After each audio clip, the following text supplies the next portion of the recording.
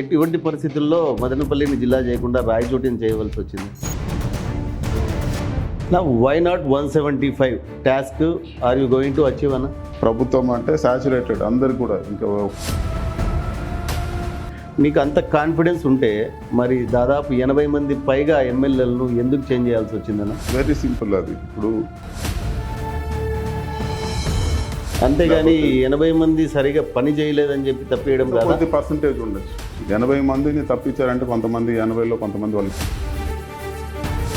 మీ ప్రత్యర్థి కూటమి వాళ్ళు కూడా మీ ఎత్తుకు పై ఎత్తుగా మైనారిటీగా టికెట్ ఇవ్వడం జరిగిందన్న. సో మైనారిటీ ఓట్లలో చీలిక వస్తుందని అంటారా, లేకపోతే వైఎస్ఆర్సీపీనే మైనార్టీలు ఆహ్వానిస్తారంటారా? మరి ఒక మైనారిటీ వ్యక్తికి వేస్తారా లేకపోతే మైనారిటీ యాజ్ ఎ కమ్యూనిటీకి ఓటేస్తారా? రేపు పొద్దున 25 ఎంపీ స్థానాలలో ఎన్ని గెలిచినా బీజేపీకి మద్దతు ఉంటుందా? పార్లమెంట్ తీయాల్సిన అవసరం ఏముంది? ఈరోజు బీజేపీ మాకు వ్యతిరేకంగా నిలబడింది. బీజేపీ మేము వాళ్ళతో పోయి మేము చేరాల్సిన అవసరం ఏముంది? పోయినసారి కూడా మా ప్రయారిటీస్ మా స్టేట్కి ఉపయోగపడుతుంది అంటే అన్న, వైఎస్ఆర్సీపీ ప్రభుత్వం ఇచ్చే పథకాలు అందిన వ్యక్తులు మాత్రమే కాకుండా సమాజంలోని అన్ని వర్గాల వాళ్ళు మీకు ఓటు వేయాలి అని అంటే పథకాలు అందకుండా ఉండే ప్రజలకి మీరు ఇచ్చే సందేశం ఉంటారు. ఈరోజు ఏ పనికి మా దగ్గర చాలా తక్కువ వస్తున్నారు. అందరూ కూడా వాళ్ళ గ్రామ సచివాలయంలోనే ఈరోజు మొత్తం వ్యవస్థ ఉంది. సో ప్రభుత్వమే పల్లెలకు పోయింది. ఈరోజు కూటమి ఏదైతే ఉందో బీజేపీ, జనసేన, తెలుగుదేశం ఈ అలయన్స్తో నిలబడుకున్న ప్రతి ఒక్కరూ ఎవరైనా రాయలసీమకు వచ్చి ప్రచారానికి వస్తే మెయిన్గా పెద్దిరెడ్డి కుటుంబాన్ని టార్గెట్ చేసి మాట్లాడుతుంటారు, మిమ్మల్ని టార్గెట్ చేసి మాట్లాడుతుంటారు. ఫస్ట్ ఆఫ్ ఆల్ వాళ్ళకి అవగాహన లేదు. బయట నుంచి వచ్చే వాళ్ళకు ఇక్కడ ఏం జరుగుతుందో అవగాహన లేదు. షర్మిలా గారి వల్ల వైఎస్ఆర్సీపీ ఓట్లలో ఏదైనా చీలిక వచ్చే అవకాశం ఉంటుందంటారా? ఖచ్చితంగా ఉండదు. ఎందుకంటే కరెక్ట్గా 7-8 నెలల ముందు ఆలోచిస్తే సో బీజేపీ నుంచి మీకు ప్రత్యర్థిగా నిలబడిన కిరణ్ కుమార్ రెడ్డి గారు మీకు బలమైన ప్రత్యర్థి అని మీరు అనుకుంటున్నారా? ఖచ్చితంగా ఆయన బలమైన ప్రత్యర్థి కాదు. ఆయనకు పబ్లిసిటీ ఉండొచ్చు, బలమైన పబ్లిసిటీ బికాజ్. కానీ రాయలసీమలో సంఖ్యాబలంలో ప్లస్ అత్యధిక బలమైన సామాజిక వర్గమైన బలిజ కులస్తులకి ఒక్కరికి కూడా సీటు ఇవ్వకపోవడానికి మెయిన్ కారణం ఏమన్నా? అభివృద్ధి కార్యక్రమాలు ఏ విధంగా ఉంటాయినా అధికారంలోకి వచ్చిన తర్వాత ఓన్లీ డెవలప్మెంట్ అయితే కొద్దిగా అందరూ డిసప్పాయింటెడ్ ఉన్న మాట అందరూ ఉన్నారు. ఒకటైతే నా ప్రామిస్ ఈసారి రాజంపేట పార్లమెంట్ మొత్తానికి నా ప్రామిస్ ఏమంటే సాగునీరు, తాగునీరు. ఒక పొలిటీషియన్గా అదో మా ప్రాంతానికి ఇక్కడ కరువు ప్రాంతంలో పర్మనెంట్ సొల్యూషన్ తీసుకొచ్చాము అనే ఒక సాటిస్ఫాక్షన్తో ఉంటుంది పాలిటిక్స్.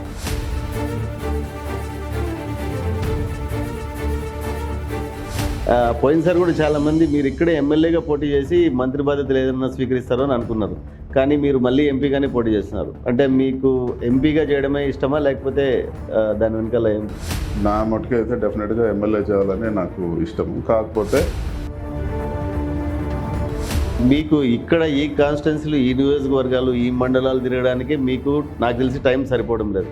కానీ మీరు ఒక ఛాలెంజ్ చేశారు, పిఠాపురం పోయి పవన్ కళ్యాణ్ ఓడిస్తా అని చెప్పి. పిఠాపురంకి ఏమైనా వెళ్తున్నారా అన్న? పిఠాపురము నాకు ఇచ్చిన వెస్ట్ ఈస్ట్లో ఒక కాన్స్టిట్యున్సీ, కేవలం దానికోసం పోయి చేయాలనుకున్నాం. అంటే మీరు ఇన్ఛార్జ్ నాకు ఇచ్చిన 36 సీట్లు అదొక సీటు. ఓకే. సో ఆయన కోసం నేను ప్రత్యేకంగా పోయి ఏదో చేసేది ఉండదు. అక్కడ బలమైన లీడరు. నమస్తే, welcome to Suman TV Annamayya జిల్లా. ఈరోజు మనతో డైనమిక్ ఎంపీ పెద్దిరెడ్డి మిథున్ రెడ్డి గారు ఉన్నారు. చిన్న వయసులోనే ఇప్పటికి 2 సార్లు ఎంపీగా, లోక్సభలో ప్యానెల్ స్పీకర్గా చేసి రికార్డు సృష్టించారు. అంతేకాకుండా పోయినసారి వైసీపీ గెలుపులో కీలకమైన పాత్ర పోషించి ఆంధ్రప్రదేశ్ రాష్ట్ర రాజకీయాల్లో చాలా కీలకమైన నేతగా కూడా ఎదిగారు. ఈరోజు ప్రచారంలో భాగంగా ఆయన మదనపల్లికి రావడం జరిగింది. ఆయనతో ఈరోజు ప్రచారం ఎలా జరుగుతుంది, వాళ్ళ గెలుపు అవకాశాలు ఎలా ఉన్నాయి, ఎత్తులు పై ఎత్తులు ఎలా వేస్తున్నారో ఆయన్నే అడిగి తెలుసుకుందాం. నమస్తే అన్న. నమస్తే అన్న. అన్న చెప్పండి, ఏ విధంగా ప్రచారం జరుగుతుందన్న? అంటే ఈ కేవలం ఎలక్షన్ వచ్చిందని ప్రచారం చేయడం లేదు, బట్ ఎప్పుడు కూడా నిత్యం ప్రజల్లో ఉన్నాం కాబట్టి ప్రతిరోజు కూడా నేను ఈ గత 5 సంవత్సరాల్లో ప్రజల్లో ఉన్నదంతా కూడా ప్రచారం లాగానే. సో ఈ చివరి నెలలో వాస్తవంగా చూస్తే ఈ ఈ చివరి 2 నెలలే ప్రజలకు తక్కువ అందుబాటులో ఉన్నాను, మిగతా బాధ్యతలు పెట్టడం వల్ల బయట తిరుగుతూ ఉన్నాను. బట్ నిత్యం పబ్లిక్తో అయితే ఇంటరాక్ట్ అవుతూనే ఉంటాం కాబట్టి సో ఇవి ప్రత్యేకంగా ఎలక్షన్ల కోసం ఏదో సపరేట్గా ప్రచారం చేసినట్టయితే లేదు. ప్రజలు ఎప్పటికీ ఇంతకుముందు ఆదరించినట్టే ఈసారి కూడా మిమ్మల్ని ఆదరిస్తారని నమ్ముతున్నారా అన్న? ఖచ్చితంగా ప్రజలు అందరికన్నా కరెక్ట్గా జడ్జ్ చేస్తారు. ప్రజలు ఎక్కడ కూడా పొరపాటు చేయరు. వాళ్ళకి ఏం కావాలో వాళ్ళకి తెలుసు. ప్రజలు ఖచ్చితంగా ఒక వ్యక్తి పైన వాళ్ళకు దాంట్లో ఎటువంటి మొహమాటాలు లేకుండా కరెక్ట్ నిర్ణయం తీసుకుంటారు.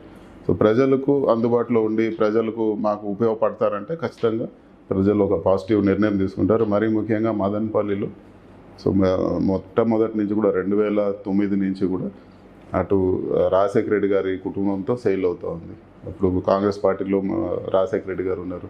2009లో ఇక్కడ కాంగ్రెస్ పార్టీ గెలిచింది. దాని తర్వాత వైఎస్ఆర్ పార్టీ పెట్టినప్పటి నుంచి కూడా ఇక్కడ మెజారిటీ వస్తూనే ఉంది. ఎంత ఎలక్షన్స్ ఏ క్యాండిడేట్ నిలబడినా ఎవరున్నా కూడా ప్రజలు సపోర్ట్ చేస్తూ ఉన్నారు. సో అదేవిధంగా అధికారంలోకి వచ్చినా కూడా జగన్మోహన్ రెడ్డి గారు కూడా మదనపల్లికి అన్ని విధాల న్యాయం చేశారు. ఈరోజు మెడికల్ కాలేజ్, ఈరోజు యూనివర్సిటీ ఇచ్చారు.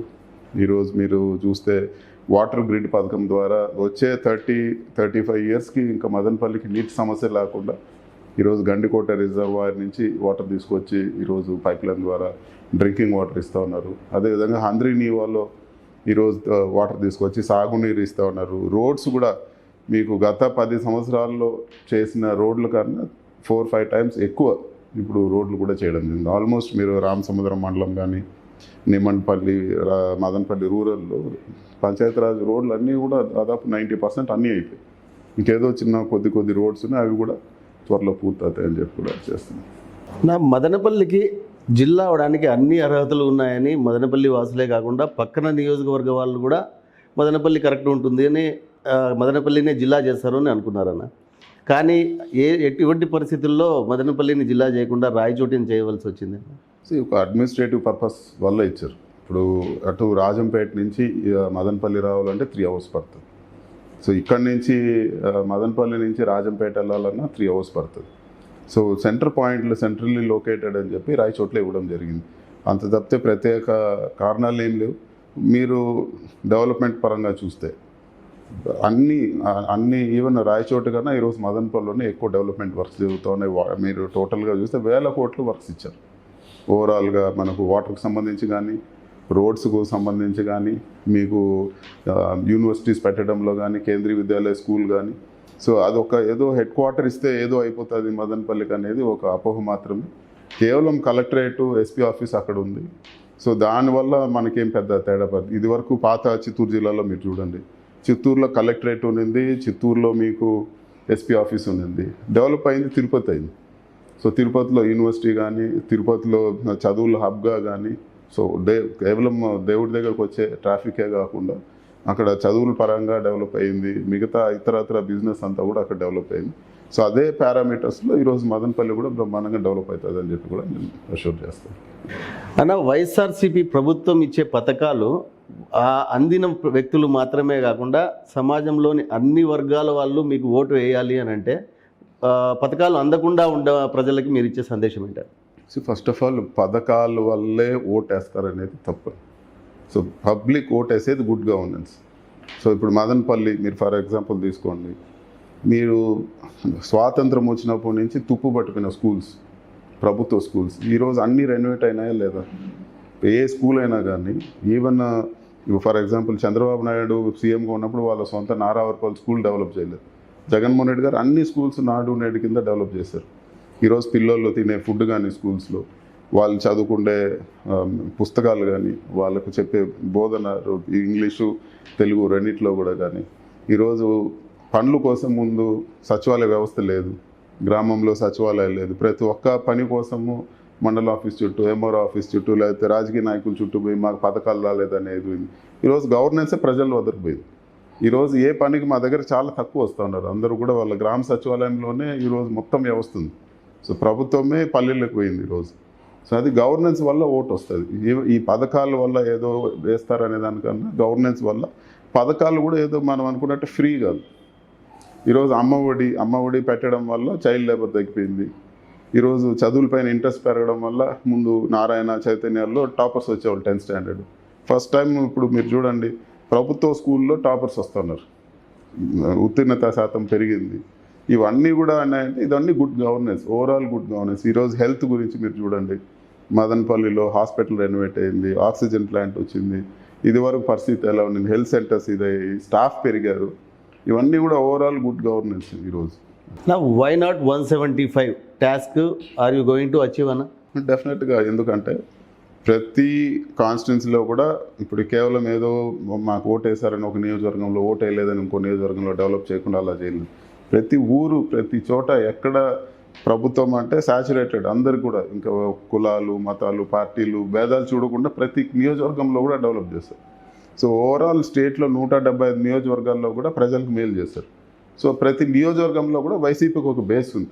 ఇంకా మేము కష్టపడుకొని మేము గెలవాలి, మాకు ఒక మంచి బేస్ ఉంది. మేము ఇంకా ఏమీ లేకుండా మేము ఏదో పోయి చేస్తాం కదా. ఆల్రెడీ జగన్మోహన్ రెడ్డి గారికి ఒక బేస్ ఉంది ప్రతి కాన్స్టిట్యున్సీ. దాన్ని మేము డెవలప్ చేసుకుంటే ఏ కాన్స్టిట్యున్సీ అయినా గెలవచ్చు ఈరోజు. మీకు అంత కాన్ఫిడెన్స్ ఉంటే మరి దాదాపు 80 మంది పైగా ఎమ్మెల్యేలను ఎందుకు చేంజ్ చేయాల్సి వచ్చిందన్న?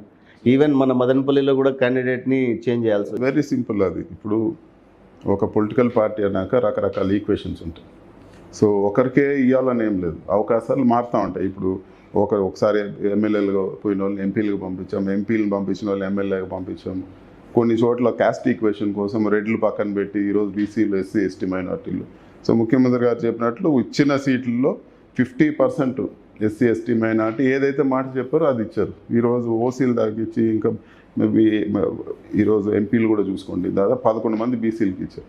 సో ఇవన్నీ కూడా సొసైటీలో ఒక మంచి బ్యాలెన్స్ తీసుకొస్తా ఉన్నారు. దానికోసం తప్పించారు తప్పితే ఏదో ఎవరో తప్పు చేసేసారనో, అంతేగాని 80 మంది సరిగా పని చేయలేదని చెప్పి తప్పేయడం కాదు. కొద్దిగా పర్సంటేజ్ ఉండొచ్చు. 80 మందిని తప్పించారంటే కొంతమంది 80లో కొంతమంది వాళ్ళ పిల్లలు వచ్చారు, యంగ్స్టర్స్ని ఎంకరేజ్ చేశారు, కొంతమంది స్వచ్ఛందంగా తప్పుకున్నారు. కొన్ని చోట్ల క్యాస్ట్ ఈక్వేషన్లో భాగంగా మార్చారు, కొన్ని చోట్ల ఎంపీలుగా పంపించారు. సో ఇట్లా రకరకాల ఈక్వేషన్లు. కొన్ని చోట్ల లాస్ట్ టైమే ప్రామిస్ చేసినారు, 2 ఆస్పిరెంట్స్ ఉంటే నెక్స్ట్ టైం వేరే వాళ్ళకి ఇస్తాం, ఈసారి మీరు పోటీ చేయండి అని. సో ఆ ఈక్వేషన్స్లో భాగంగానే రకరకాల ఈరోజు ఇవన్నీ చేంజెస్ జరిగాయి. ఫర్ ఎగ్జాంపుల్ మీకు మదనపల్లి అడిగారు కాబట్టి చెప్తాను. తిప్పారెడ్డి గారు ఉన్నారు, మంచి పేరు ఉంది ఆయనకి. లాస్ట్ టైం కూడా డెఫినెట్గా టికెట్ ఇస్తే గెలిచేవాళ్ళు.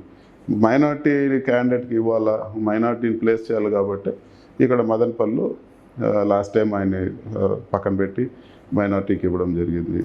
మీ ప్రత్యర్థి కూటమి వాళ్ళు కూడా మీ ఎత్తుకు పై ఎత్తుగా మైనారిటీగా టికెట్ ఇవ్వడం జరిగిందన్న. సో మైనారిటీ ఓట్లలో చీలిక వస్తుందని అంటారా, లేకపోతే వైఎస్ఆర్సీపీనే మైనార్టీలు అభిమానిస్తారంటారా? నీకు ఫస్ట్లోనే చెప్పాను నేను, ప్రజలు తెలివైన వాళ్ళు. ఇప్పుడు మన మైనార్టీ ఆల్రెడీ వైసీపీ అనౌన్స్ చేసింది. సో మైనార్టీస్ అనే వాళ్ళకు వైసీపీ ఈరోజు నిలిచింది. అటుపక్క బీజేపీతో అలయన్స్ పెట్టుకొని బీజేపీ రేపు మైనార్టీ రిజర్వేషన్ పీకేస్తా అని చెప్పి మైనార్టీ లీడర్స్ మొన్న టీవీ ఇంటర్వ్యూలో కూడా చెప్పారు, మేము అధికారంలోకి వస్తే మైనార్టీ రిజర్వేషన్ పెరికేస్తామని. మైనార్టీలకు వ్యతిరేకంగా మాట్లాడతాం. మరి ఒక మైనార్టీ వ్యక్తికి వేస్తారా, లేకపోతే మైనార్టీ యాజ్ ఎ కమ్యూనిటీకి ఓటేస్తారా? సో మైనార్టీ కమ్యూనిటీకి వేస్తే డెఫినెట్గా అది వైఎస్ఆర్ పార్టీకే వేస్తారు. సో లాస్ట్ టైం కూడా మీరు చూడండి, సో ఎంపీకి ఇప్పుడు ఉండే మైనార్టీ వ్యక్తి పోటీ చేశాడు. షాజహాన్ గారే పోయినసారి ఎంపీగా పోటీ చేశారు, మైనార్టీ క్యాండిడేట్గా నా పైనే చేశారు. సో అన్ని ఊర్లు కూడా వద్దు, మదనపల్లిలో 2000 వచ్చాయి ఓట్లు. సో 45-50 వేలు ఉండే మైనార్టీస్లో మరి మైనార్టీ క్యాండిడేట్ పెడితే మొత్తం అటు సైడ్ వేసేసి ఉండాలి కదా, ఎందుకు వేయలేదు ఆయనకి? మరి మీరు బీజేపీ పేరు ఎత్తారు కాబట్టి అడుగుతున్నానా, రేపొద్దున 25 ఎంపీ స్థానాలలో ఎన్ని గెలిచినా బీజేపీకి మద్దతు ఉంటుందా? ఎందుకు పార్లమెంట్ తీయాల్సిన అవసరం ఏముంది? ఈరోజు బీజేపీ మాకు వ్యతిరేకంగా నిలబడింది. బీజేపీ మేము వాళ్ళతో పోయి మేము చేరాల్సిన అవసరం ఏముంది?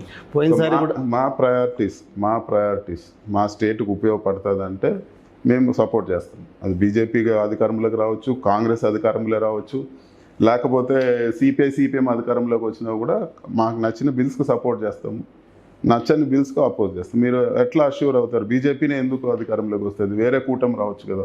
ఓకే, ప్రస్తుత పరిస్థితుల ప్రకారం బీజేపీ వాళ్ళు ఏ విధంగా అయితే వైసీపీ ఇక్కడ ప్రభుత్వం స్థాపించడం ఖాయం అంటున్నారో అట్లనే సెంట్రల్లో కూడా బీజేపీ అని అనుకుంటున్నారు. వచ్చినా కూడా మేము మా ఇష్యూ బేస్డ్ అంతే. ఇప్పుడు మైనార్టీస్కి వ్యతిరేకంగా బిల్స్ పెడితే మేము ఎందుకు సపోర్ట్ చేస్తాం? కానీ పోయినసారి యూనిఫామ్ సివిల్ కోడ్ తీసుకొస్తారు, అదే ఘోరమైన బిల్లు. మేము ఎందుకు సపోర్ట్ చేస్తాం, దాన్ని ఖచ్చితంగా వ్యతిరేకిస్తాం. కూటమి ఏదైతే ఉందో బీజేపీ, జనసేన, తెలుగుదేశం ఈ అలయన్స్తో నిలబడుకున్న ప్రతి ఒక్కరూ ఎవరైనా రాయలసీమకు వచ్చి ప్రచారానికి వస్తే మెయిన్గా పెద్దిరెడ్డి కుటుంబాన్ని టార్గెట్ చేసి మాట్లాడుతుంటారు, మిమ్మల్ని టార్గెట్ చేసి మాట్లాడుతుంటారు. దానికి వెనుక ఏమైనా ఇంపార్టెంట్ కారణం ఉందా అన్న? ఫస్ట్ ఆఫ్ ఆల్ వాళ్ళకి అవగాహన లేదు.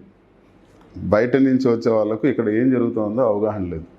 సో ఈరోజు పెద్దిరెడ్డి రామచంద్రారెడ్డి గారు గెలుస్తూ ఉన్నారంటే ప్రతి సంవత్సరం 2 సార్లు ప్రతి గడప తొక్కుతారు, ప్రజలకు అందుబాటులో ఉంటారు. బయట చంద్రబాబు నాయుడు గారు వీళ్ళందరూ వాళ్ళు చేతగాక ఏదో రౌడీజం అని అదని ఇదని అంటారు. ఇప్పుడు మదనపల్లిలో నేను కూడా 2 సార్లు గెలిచాను. ఒక్కరోజు చెప్పండి నేను ఎవరిపైన ఒకరి పైన ఏదన్నా నేను కనీసం దుందుడుగా మాట్లాడిందైనా చెప్పండి. ఇప్పుడు కూడా ఉండదు. ఆ చేతనైతే ఖచ్చితంగా సాయం చేస్తాను, లేకపోతే గమ్మున ఉంటాం. అపోజిషన్ వాళ్ళు కూడా నా దగ్గర వచ్చి పనులు చేసుకుంటారు, అపోజిషన్ వాళ్ళు కూడా ఇది చేస్తాను. ఎలక్షన్ వరకే రాజకీయాల తర్వాత అందరితో బాగుండాలి, అందరితో మంచిగా ఉండాలి. మెయిన్ అవగాహన లేని వాళ్ళే ఇక్కడికి వచ్చి రకరకాల ఆరోపణ చేస్తారు. ప్రజల్లో అది ఖచ్చితంగా దానికి వాల్యూ లేదు. సో బయట ఎక్కడో చూసిన వాళ్ళు ఏదో చేసేస్తారబ్బా ఏదో ఇట్లా అని చెప్పి ఆలోచించుకోవాలి తప్పితే లోకల్గా ఇక్కడ ఉండే నియోజకవర్గాల్లో ఎక్కడ కూడా ఆ ప్రజల్లో అది ఉండదు.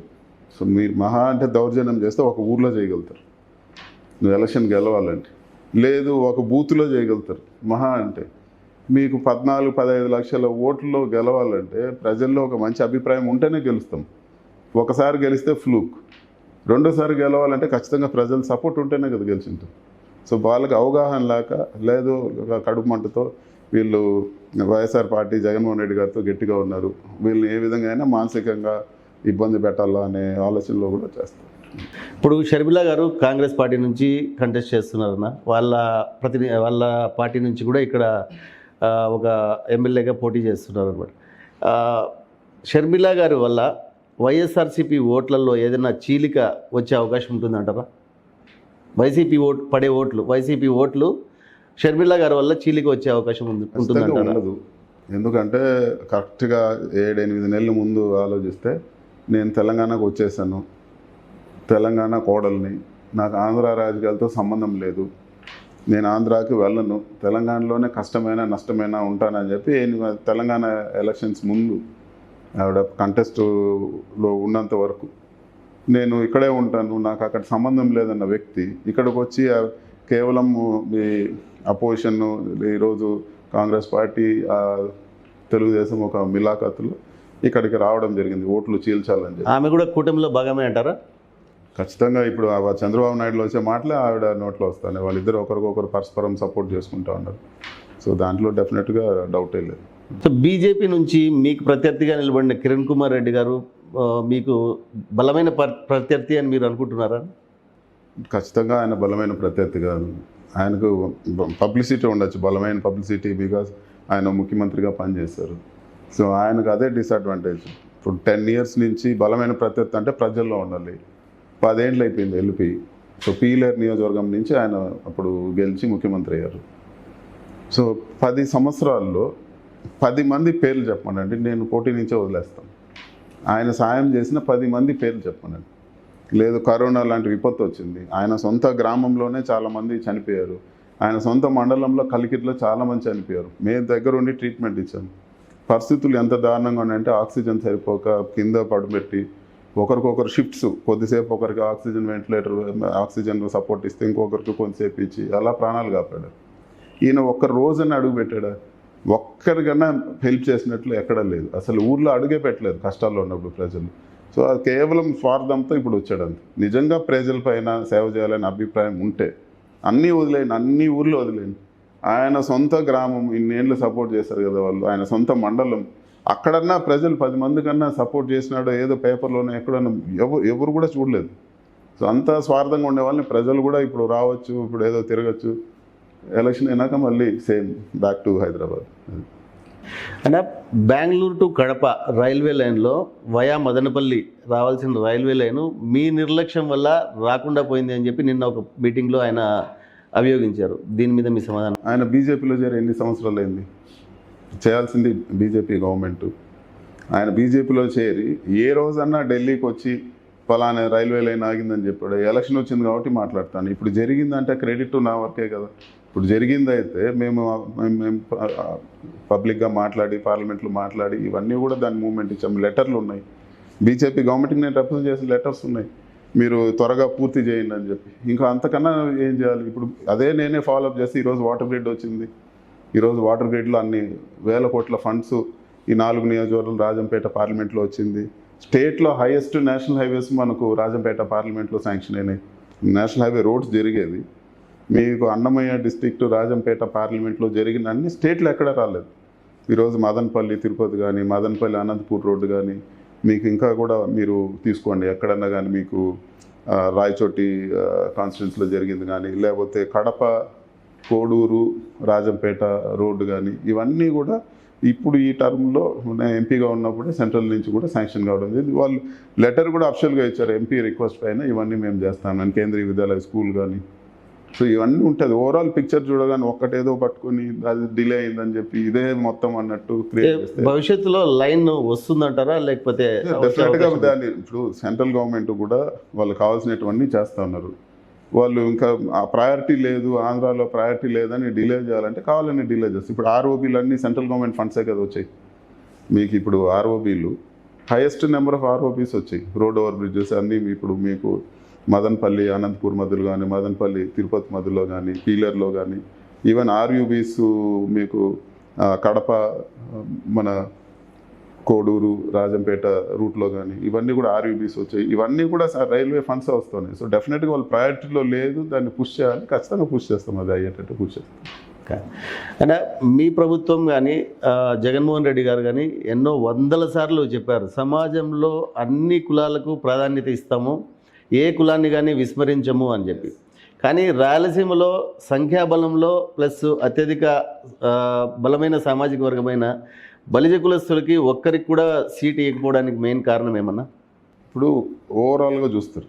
సో బలిజాస్ సపరేట్గా, లేకపోతే ఇప్పుడు ముస్లిమ్స్ ఉన్నారు, ముస్లిమ్స్ ఒకటి, దూదాకులు ఒకటి, దాంట్లో ఉండే తెగలు చూడు. ఓవరాల్గా ఇప్పుడు కాపులు యాజ్ సచ్ కాపులు చూస్తే స్టేట్లో హైయెస్ట్ కాపులు వైసీపీ ఇచ్చింది. ఈరోజు ఓవరాల్గా రాయలసీమలో కాదు కదన్నా, ఆంధ్రాలో ఇచ్చారు. అంటే ఇంకా ఈక్వేషన్స్లో కొన్నిసార్లు ఇప్పుడు రాజ్యసభకు పంపించాలని ఉన్నారు, ఇప్పుడు ఎమ్మెల్సీలు ఇచ్చారు, ఇవన్నీ కూడా చట్టసభలే.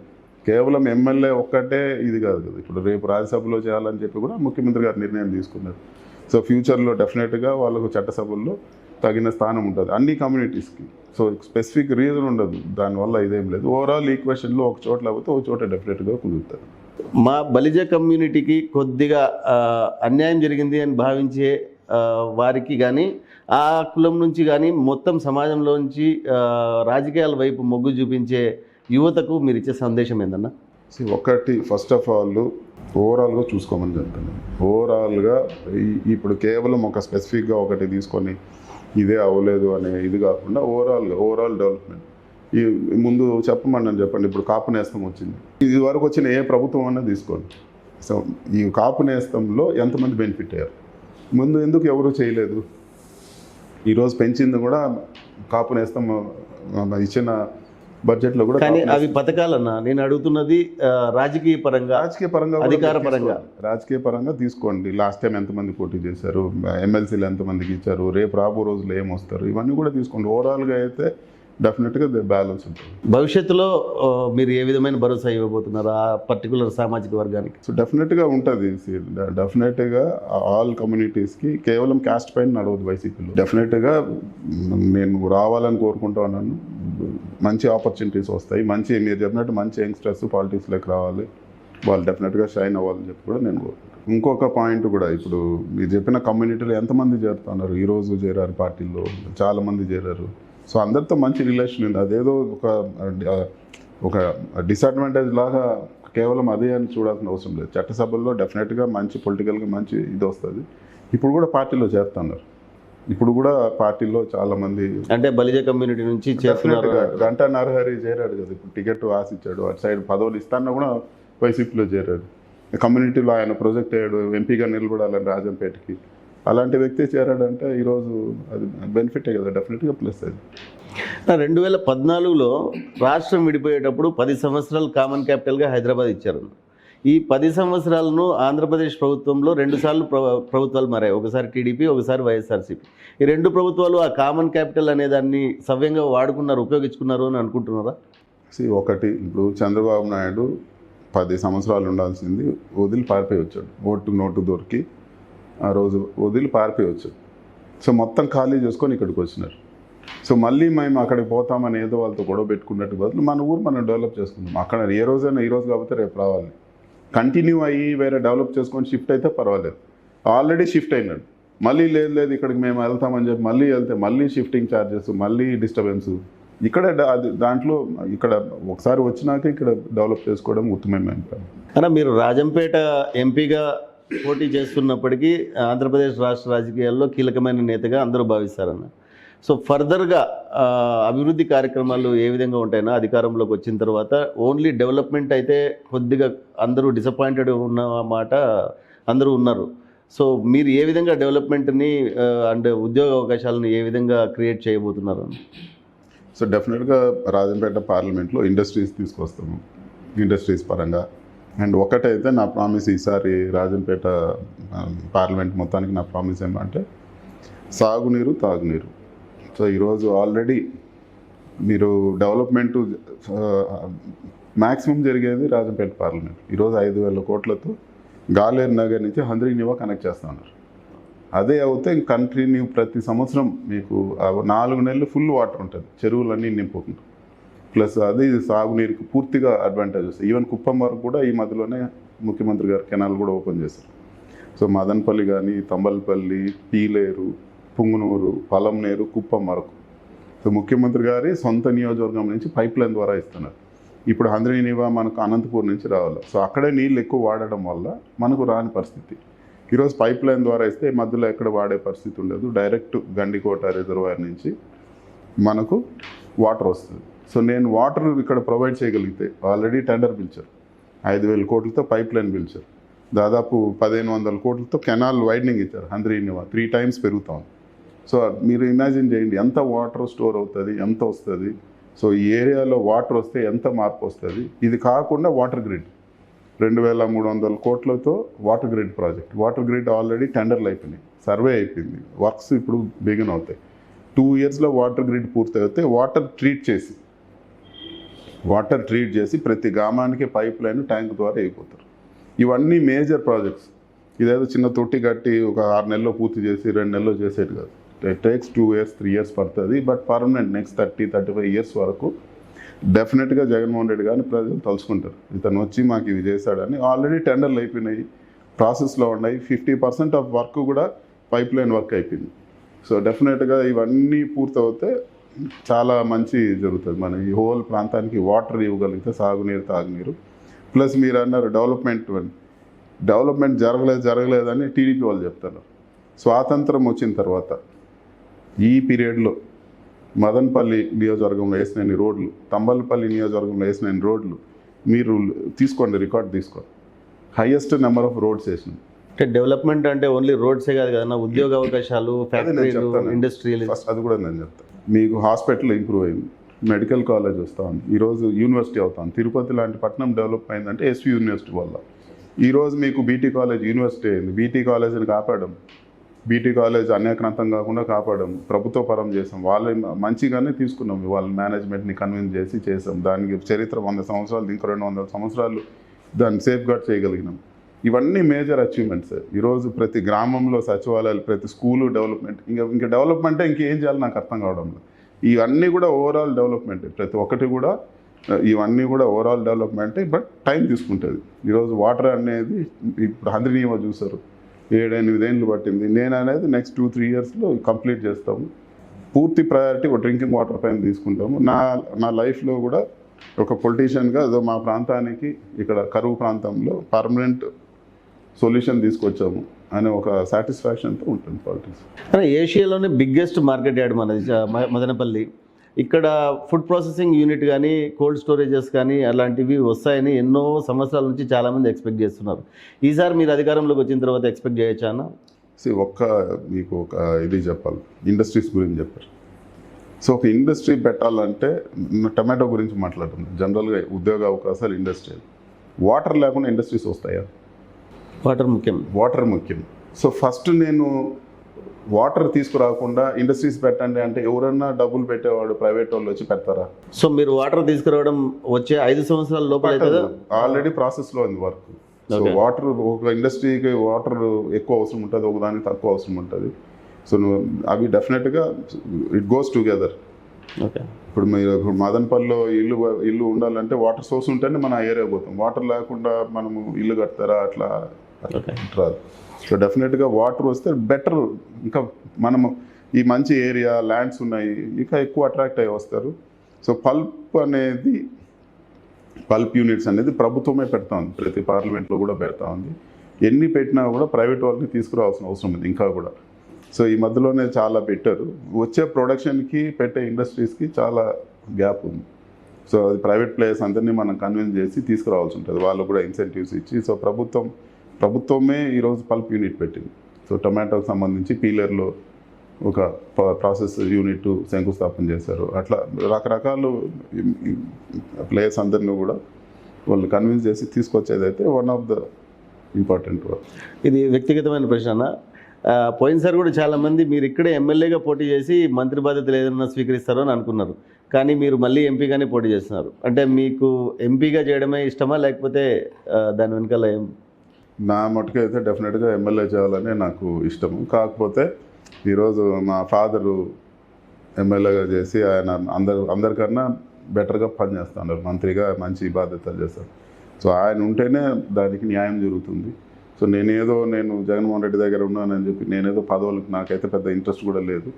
సో డెఫినెట్గా ఈసారి ఈ టర్మ్లో వాటర్ అనేది మన ఏరియాకి అంతా ప్రొవైడ్ చేసి, నా పార్లమెంట్ పరిధిలో తాగునీళ్ళు ఇది ఒక ఎంపీ ఉన్నాడు, బాగా చేశాడు, ఇతను ఆ పబ్లిక్కి ఉపయోగపడే పని చేశాడు. ఎంపీ అంటే ఏదో డమ్మీ ఫెలో కాదు, ఇతను డెవలప్ చేశాడని ఒక మంచి పేరు తెచ్చుకొని డెఫినెట్గా ఒక పేరు కొద్ది రోజులు నిలబడే విధంగా ఈ టర్మ్లో పనిచేస్తాను. దాని తర్వాత ముఖ్యమంత్రి గారి నిర్ణయం. నా మటుకు ఎక్కడైనా అవకాశం వస్తే ఎమ్మెల్యే గారిని నేను పోటీ చేస్తాను, లేదు ముఖ్యమంత్రి గారు ఎంపీగానే చేయమన్నా ఎంపీగా కూడా చేస్తాను. సో రాజంపేట ప్రజలకి, ఆంధ్ర రాష్ట్ర ప్రజలకి మీరు ఫైనల్గా ఇవ్వాలనుకున్న సందేశం ఏంటన్నా? ఒక జగన్మోహన్ రెడ్డి గారు అనే ఒక వ్యక్తి ఈరోజు రాష్ట్రాన్ని ఓవరాల్గా ఈరోజు ఒక మంచి డెవలప్మెంట్ యాక్టివిటీస్ కానీ, లేకపోతే పబ్లిక్ చేసే స్కీమ్స్ కానీ, ఇవన్నీ కూడా కాంప్రహెన్సివ్ డెవలప్మెంట్ తీసుకొస్తూ ఉన్నారు. సో ప్రజలందరూ కూడా జగన్మోహన్ రెడ్డి గారికి మరొక అవకాశం ఇస్తారని చెప్పి కూడా నేను మనస్ఫూర్తిగా కోరుకుంటాను. ఇంకో ప్రశ్న అన్న, మీకు ఇక్కడ ఈ కాన్స్టిట్యున్సీలు, ఈ నియోజకవర్గాలు, ఈ మండలాలు తిరగడానికి మీకు నాకు తెలిసి టైం సరిపోవడం లేదు. కానీ మీరు ఒక ఛాలెంజ్ చేశారు, పిఠాపురం పోయి పవన్ కళ్యాణ్ ఓడిస్తా అని చెప్పి. పిఠాపురంకి ఏమైనా వెళ్తున్నారా అన్న? సో పిఠాపురము నాకు ఇచ్చిన వెస్ట్ ఈస్ట్లో ఒక కాన్స్టిట్యున్సీ, కేవలం దానికోసం పోయి చేయాల్సిన. అంటే మీరు ఇన్ఛార్జ్ నాకు ఇచ్చిన 36 సీట్లు అదొక సీటు. ఓకే. సో ఆయన కోసం నేను ప్రత్యేకంగా పోయి ఏదో చేసేది ఉండదు. అక్కడ బలమైన లీడర్ ఉంది. అక్కడ వంగా గీత గారు ఈ పవన్ కళ్యాణ్ పోయి పోటీ చేస్తాననే ముందే వంగా గీత గారు అక్కడ ఆల్రెడీ తిరుగుతూ ఉన్నారు, డోర్ టు డోర్, నిత్యం ప్రజల్లో ఉంటారు. ఆవిడ చాలా మంచి పేరు. సో పవన్ కళ్యాణ్కి ఏమంటే ఏదైనా ఒక ఫీలింగ్ తీసుకురావాలి, ఏదో అన్యాయం జరుగుతుందని క్రియేట్ చేయాలి, లేకపోతే ఏదో చేయాలని చెప్పి చేస్తున్నారు. అక్కడ పిఠాపురంలో ప్రజలు ప్రశాంతంగా ఉన్నారు. ఈయన చెప్పినట్లు అక్కడ ఏమీ లేదు. సో ఈయన కోసం ప్రత్యేకంగా చేయాల్సిన అవసరం లేదు. సో ఇప్పుడు 2 సీట్లో పోటీ చేస్తారు, 2 ఓడిపోయారు. అక్కడ ఎవరు నేనేం పోయి చేసింది ఏం లేదు కదా, ప్రజలు ఓట్లు వేయలేదని. ప్రజలు అతను పూర్తిగా చంద్రబాబు నాయుడుతో కమిట్ అయిపోయారు పవన్ కళ్యాణ్ గారు. సో దాంతో ప్రజలు ఆయన ఈసారి కూడా గెలిపిస్తారనేది నేను నమ్మను. ఓకేనా? ఈసారి క్యాంపెయినింగ్ అంతా సక్సెస్ఫుల్గా అయ్యి మీరు రిలాక్స్గా ఉన్నప్పుడు మళ్ళీ ఒకసారి ఇంటర్వ్యూ కోసం వ్యక్తిగతంగా ఖచ్చితంగా కలుద్దామని చెప్పిన. డెఫినెట్లీ మీ ఎలక్షన్కి I wish you very all the best. Thank you very much. All the best. So ఇదండి మిథున్ రెడ్డి గారితో ఈరోజు మనం సుమన్ టీవీ అన్నమయ్య జిల్లా తరపున ఆయన అభిప్రాయాలు అన్నీ తెలుసుకున్నాం. మళ్ళీ ఇంకొక లీడర్ తోటి ఇంకోసారి కలుసుకుందాం. అంతవరకు సెలవు. నమస్కారం.